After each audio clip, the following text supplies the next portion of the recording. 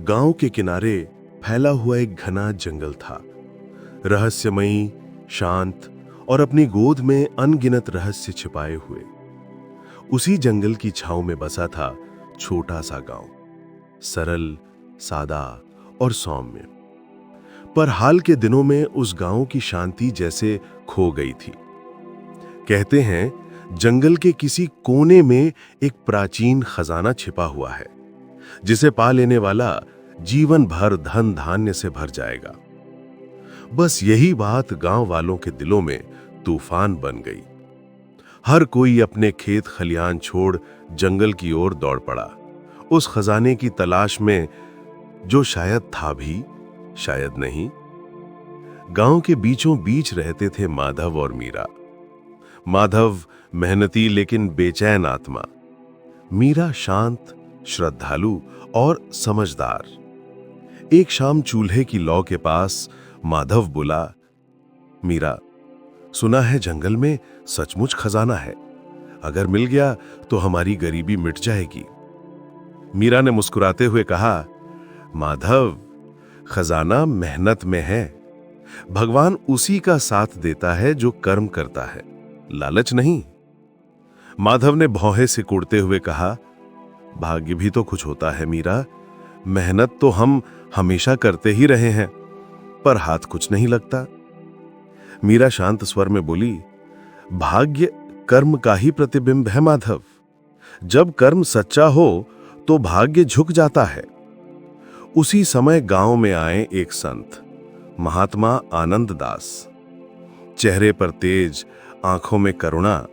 उन्होंने सबको एक जगह बुलाकर कहा, मैंने सुना है तुम सब उस खजाने की खोज में अपने परिवार और कर्म को भूल रहे हो। सावधान रहो, जिस लालच की ओर तुम दौड़ रहे हो वही तुम्हारा पतन भी बन सकता है।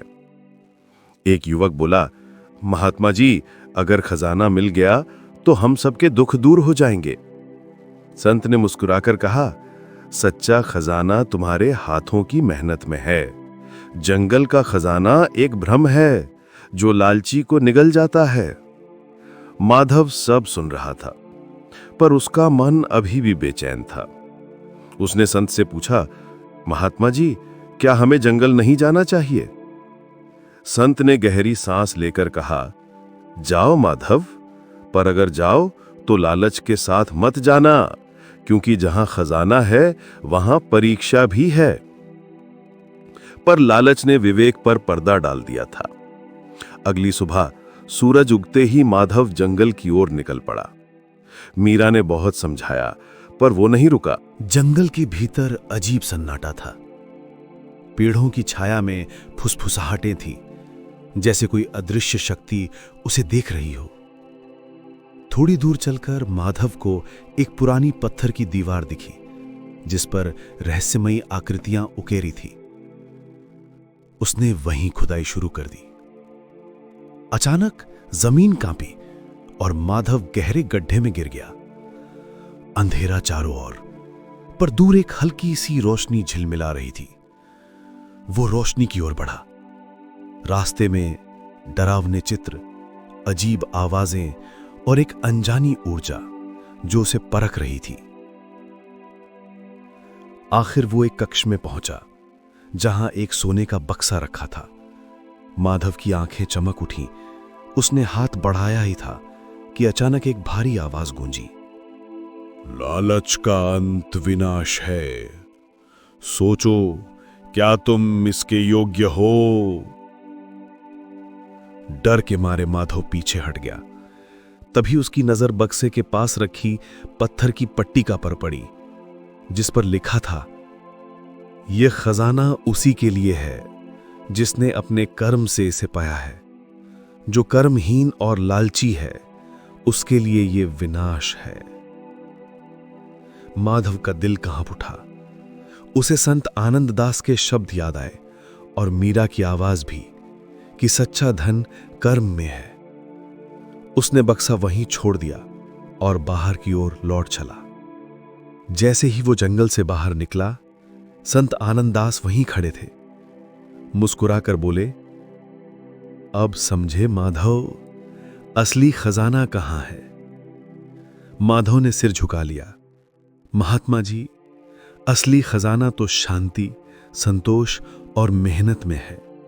मैंने लालच में आंखें मूंद ली थीं। संत ने आशीर्वाद दिया, याद रखो, जो सत्य के मार्ग पर चलता है वही सच्चा धनवान होता है। माधव घर लौटा। मीरा की आंखों में आंसू थे, पर उसमें सुकून भी था। माधव ने कहा, मीरा, अब मैं केवल अपने कर्म पर विश्वास करूंगा। दिन बीतते गए। माधव फिर खेतों में जुट गया। उस साल उसकी फसल पहले से कहीं बेहतर हुई। गांव वालों ने देखा, जो लालच छोड़ कर्म करता है वही सच्चा सुखी है। धीरे धीरे गांव में फिर शांति लौट आई। संत की वाणी गांव के हर घर में गूंजने लगी। खजाना सोने में नहीं, आत्मा की सच्चाई में है।